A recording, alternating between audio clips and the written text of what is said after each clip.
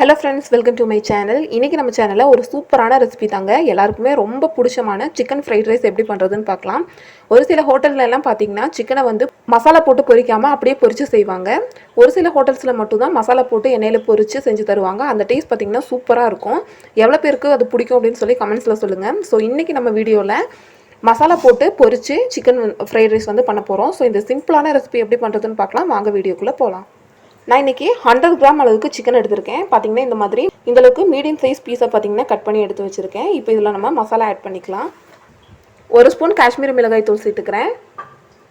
1/4 spoon அளவுக்கு கரம் மசாலா சேர்த்துக்கலாம். 1/4 spoon அளவுக்கு இஞ்சி பூண்டு பேஸ்ட் சேர்த்துக்கலாம். சிக்கனுக்கு தேவையான அளவு உப்பு சேர்த்துக்கலாம். இந்த மாதிரி எல்லாம் சேர்த்த பின்னாடி இது ஒரு டைம் நல்லா மிக்ஸ் பண்ணிக்கலாம். ஸோ பாருங்கள், இந்த மாதிரி நல்லா மிக்ஸ் பண்ணிவிட்டேன். இது ஒரு 15 நிமிஷம் அப்படியே வைக்கலாம். அதுக்கப்புறம் நம்ம இதை பொரிச்சு எடுத்துக்கலாம். ஃப்ரைட் ரைஸுக்கு தேவையான பாஸ்மதி அரிசியை பார்த்திங்கன்னா நம்ம வேக வச்சு எடுக்கணும். அதுக்காக நான் இப்போ அடுப்பில் குக்கர் தான் யூஸ் பண்ணுறேன். நான் வந்து குக்கரை க்ளோஸ் பண்ணி வேக வைக்க போகிறது கிடையாது. ஒரு பாத்திரத்துக்காக குக்கரை யூஸ் பண்ணுறேன். நீங்கள் எந்த பாத்திரம் வேணாலும் யூஸ் பண்ணிக்கலாம். இப்போ இதில் வந்து நான் வேக வைக்கிறதுக்கு தேவையான தண்ணி வச்சுருக்கேன். இந்த தண்ணி நல்லா சூடாயிருச்சு. இப்போ இதில் 1 ஸ்பூன் எண்ணெய் சேர்த்துக்கலாம். இந்த மாதிரி எண்ணெய் சேர்த்துக்கிட்டோம்னா அரிசி பார்த்திங்கன்னா ஒன்றோட ஒன்று ஒட்டாது. நல்ல உதிரி உதிரியாக நம்ம கடையிலெல்லாம் சாப்பிட்ற மாதிரி அரிசி வந்து வந்துடும். இப்போ அரிசிக்கு தேவையான அளவு உப்பு சேர்த்துக்கலாம். நம்ம உப்பு சேர்க்காமல் வேக வச்சிட்டோம் அப்படின்னா அந்த ரைஸில் பார்த்திங்கன்னா டேஸ்ட் எல்லாம் போயிடும். அதுக்கு தான் உப்பு சேர்த்துருக்கோம். இப்போ இது ஒன்ஸ் கொதிக்க ஆரம்பித்ததும் நான் வந்து அரிசி சேர்த்துக்கிறேன். நான் இன்றைக்கி 1 கப் அளவுக்கு பாஸ்மதி ரைஸ் பார்த்திங்கன்னா 15 நிமிஷம் நல்லா ஊற வச்சு எடுத்து வச்சுருக்கேன். இப்போ இது அந்த தண்ணியில் சேர்த்துடலாம். ஸோ கொதிக்க ஆரம்பிச்சிருச்சு தண்ணி. இப்போ இதில் அரிசி சேர்த்துக்கிறேன்.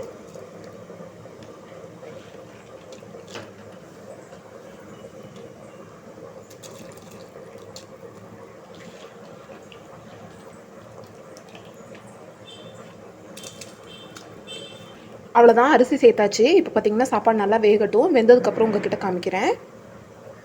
அரிசி பாருங்கள், இந்த அளவுக்கு வெந்துருச்சு.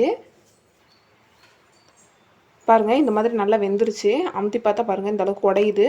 வெந்துருச்சு. இப்போ வந்து இதை வடிகட்டிக்கலாம். நான் வந்து ஒரு ஸ்ட்ரெயினர் வச்சு தான் வடிகட்டுறேன்.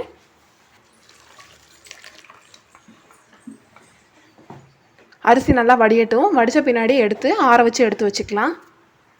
எண்ணெய் நல்லா சூடானதும் இதில் ஒவ்வொரு பீஸாக தனித்தனியாக போட்டு நல்லா பொரித்து எடுத்துக்கலாம்.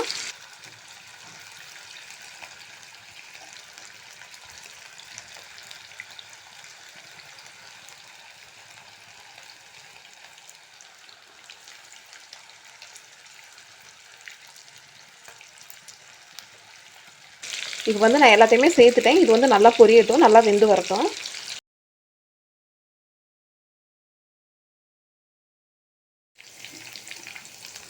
பாருங்கள், இந்த மாதிரி நல்லா ஃப்ரை ஆனது இதை வெளியே எடுத்துக்கலாம். இதே மாதிரி மிச்சம் இருக்கிற சிக்கனையும் பொரிச்சு எடுத்துக்கலாம்.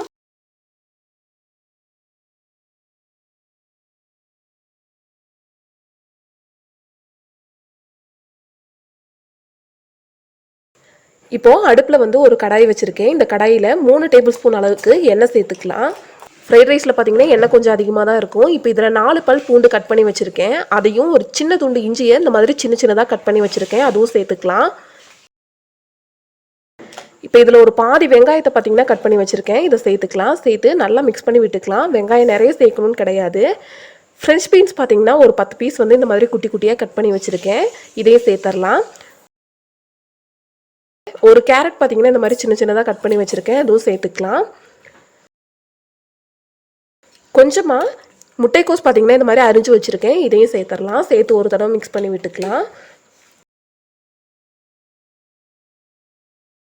இப்போ இதில் குடமிளகாய் பார்த்திங்கன்னா ஒரு குடமிளகாயை கட் பண்ணி வச்சுருக்கேன். இதையும் சேர்த்துக்கலாம். சேர்த்து நல்லா மிக்ஸ் பண்ணி விட்டுக்கலாம்.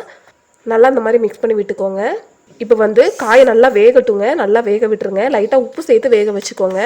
இப்படி நல்லா வெந்த பின்னாடி இதை வந்து நடுவில் நல்லா பிரித்து விட்டுருங்க. இப்போ இதில் நம்ம முட்டை சேர்த்துக்கலாம். நான் பார்த்திங்கன்னா இன்றைக்கி 2 முட்டை சேர்க்குறேன்.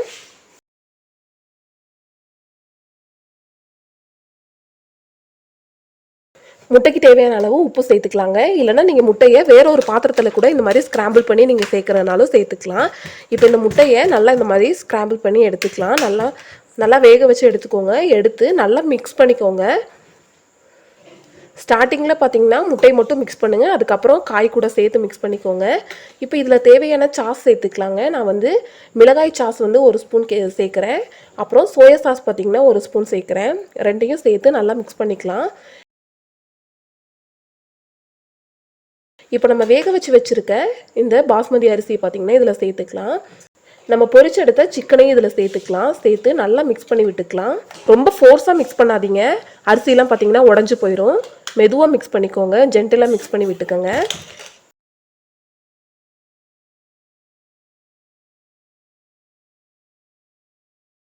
கடைசியாக இதில் 1 ஸ்பூன் அளவுக்கு மிளகுத்தூள் சேர்த்துக்கலாம். சேர்த்து நல்லா மிக்ஸ் பண்ணி விட்டுக்கலாம். அவ்வளோதாங்க, நம்மளோட சூப்பரான ஃப்ரைட் ரைஸ் பார்த்தீங்கன்னா ரெடி ஆயிடுச்சு. உங்ககிட்ட சில்லி சாஸ் இல்லை, மிளகாய் சாஸ் இல்லைன்னா ஒன்றும் பிரச்சனை இல்லைங்க. 4-5 வரமிளகாயை தண்ணியில் நல்லா ஊற வச்சுருங்க. ஊற வச்ச பின்னாடி நல்லா மிளகாய் ஊறினதும் அதை எடுத்து மிக்சியில் அரைச்சி எடுத்துக்கோங்க. அதுதான் பார்த்தீங்கன்னா மிளகாய் சாஸ். கடையில் பார்த்தீங்கன்னா இது கூட உப்பு அதுக்கப்புறம் வினிகர் எல்லாம் சேர்த்து பண்ணுவாங்க. நீங்கள் இதை மட்டுமே சேர்த்துக்கோங்க, நல்லாயிருக்கும். அவ்வளோதான், நம்மளோட சூப்பரான ஃப்ரைட் ரைஸ் ரெடி ஆயிடுச்சுங்க. ரொம்ப சிம்பிளாக பண்ணிடலாம். ஒரே ஒரு தடவை ட்ரை பண்ணி பாருங்கள், உங்கள் எல்லாத்துக்குமே கண்டிப்பாக பிடிக்கும். இந்த வீடியோ பிடிச்சிருக்கும்னு நினைக்கிறேன். பிடிச்சிருந்தா லைக் பண்ணுங்கள், ஷேர் பண்ணுங்கள், கமெண்ட் பண்ணுங்கள். மறக்காமல் சப்ஸ்கிரைப் பண்ணி பக்கத்தில் இருக்க பெல் பட்டனை கிளிக் பண்ணி ஆளுங்கிற ஆப்ஷனை செலக்ட் பண்ணி வைங்க.